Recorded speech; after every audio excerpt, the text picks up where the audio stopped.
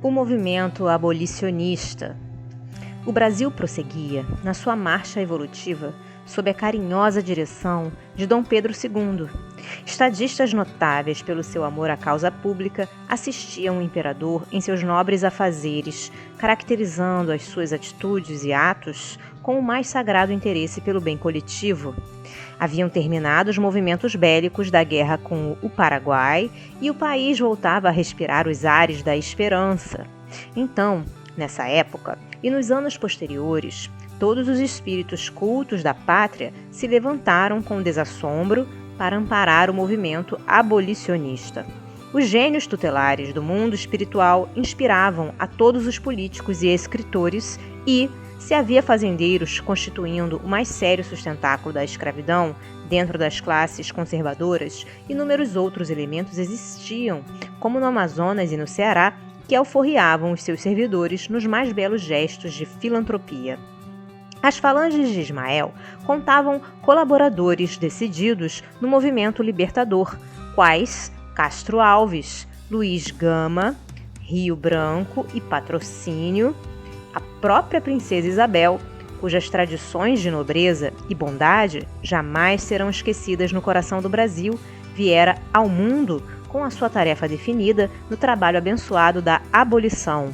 Os espíritos em prova no cárcere da carne têm a sua bagagem de sofrimentos expiatórios e depuradores, mas têm igualmente a possibilidade necessária para o cumprimento de deveres meritórios aos olhos misericordiosos do Altíssimo.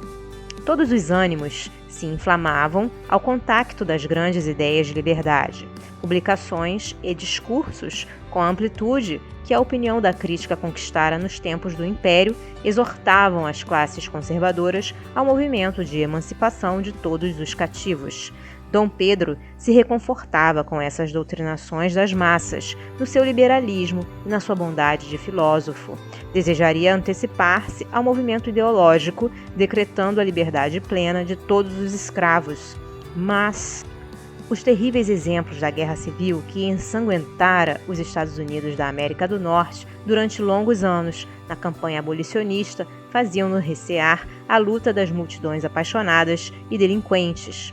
Foi, pois, com especial agrado que acompanhou a deliberação de sua filha de sancionar, a 28 de setembro de 1871, a Lei do Ventre Livre, que garantia, no Brasil, a extinção gradual do cativeiro mediante processos pacíficos.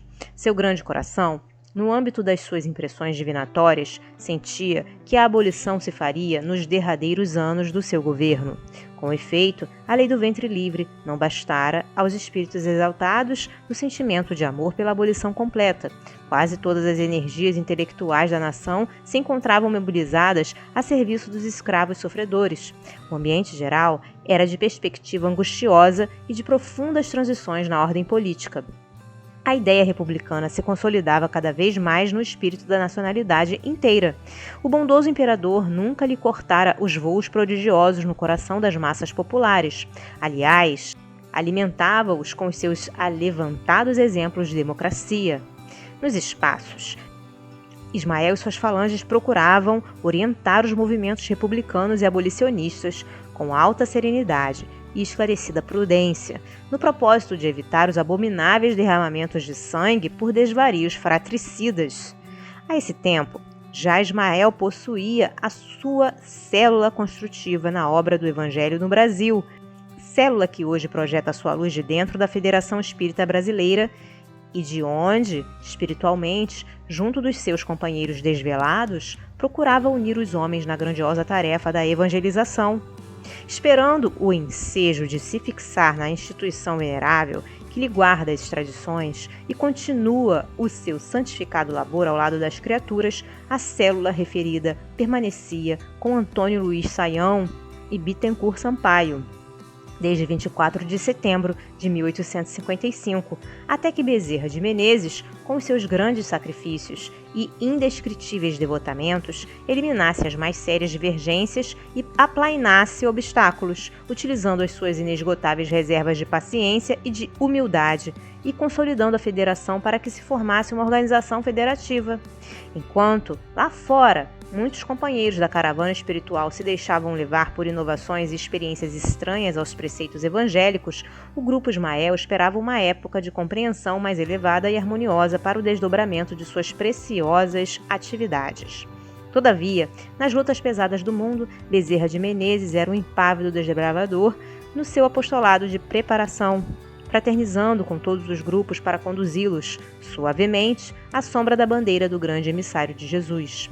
Ismael trazia, então, a sua atenção carinhosa voltada para a solução do problema abolicionista, que deveria resolver-se dentro da harmonia de todos os interesses e extreme do sangue das guerras civis. Confiando ao Senhor as suas expectativas, falou-lhe o mestre: Ismael, o sonho da liberdade de todos os cativos deverá concretizar-se agora, sem perda de tempo. Prepararás todos os corações, a fim de que as nuvens sanguinolentas não manchem o solo abençoado da região do Cruzeiro. Todos os emissários celestes deverão conjugar esforços nesse propósito e, em breve, teremos a emancipação de todos os que sofrem os duros trabalhos do cativeiro na terra bendita do Brasil. O grande enviado redobrou suas atividades nos bastidores da política administrativa. A estatística oficial de 1887 acusava a existência de mais de 720 mil escravos em todo o país. O ambiente geral era de apreensão em todas as classes, ante a expectativa da promulgação da lei que extinguiria a escravidão para sempre, o que constituiria duro golpe na fortuna pública do Brasil.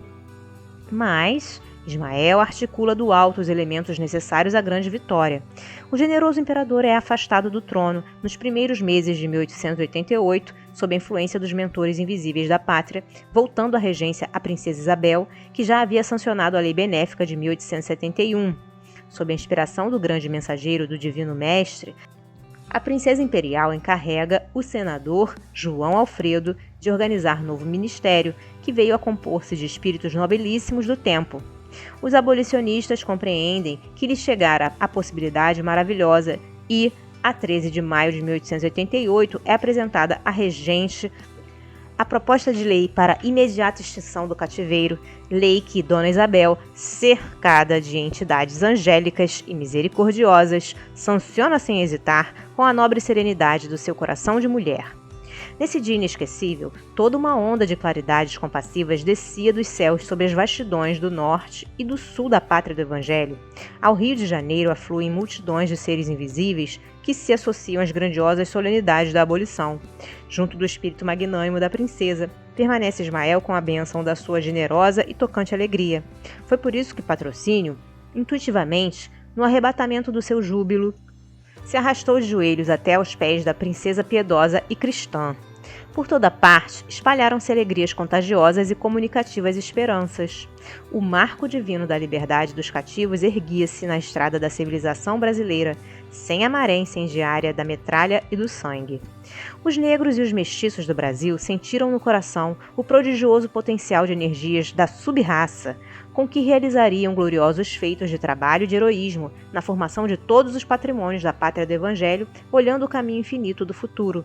E, nessa noite, enquanto se entoavam hosanas de amor no grupo Ismael, e a princesa imperial sentia, na sua grande alma, as comoções mais ternas e mais doces, os pobres e os sofredores, recebendo a generosa dádiva do céu, iam reunir-se nas asas cariciosas do sono aos seus companheiros da imensidade, levando às alturas o preito do seu reconhecimento a Jesus que, com a sua misericórdia infinita, lhes outorgara a carta de alforria, incorporando-se para sempre ao organismo social da pátria generosa dos seus sublimes ensinamentos.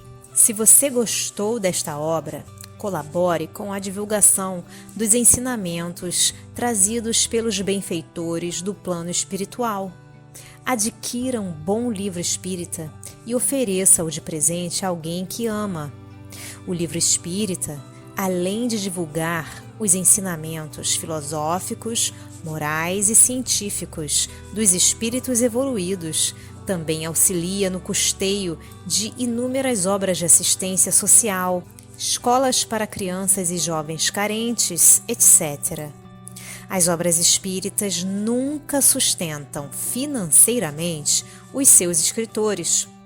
Estes são abnegados trabalhadores na seara de Jesus, em busca constante da paz no reino de Deus. Adaptação do texto do Espírito Irmão W. Porque nós somos cooperadores de Deus.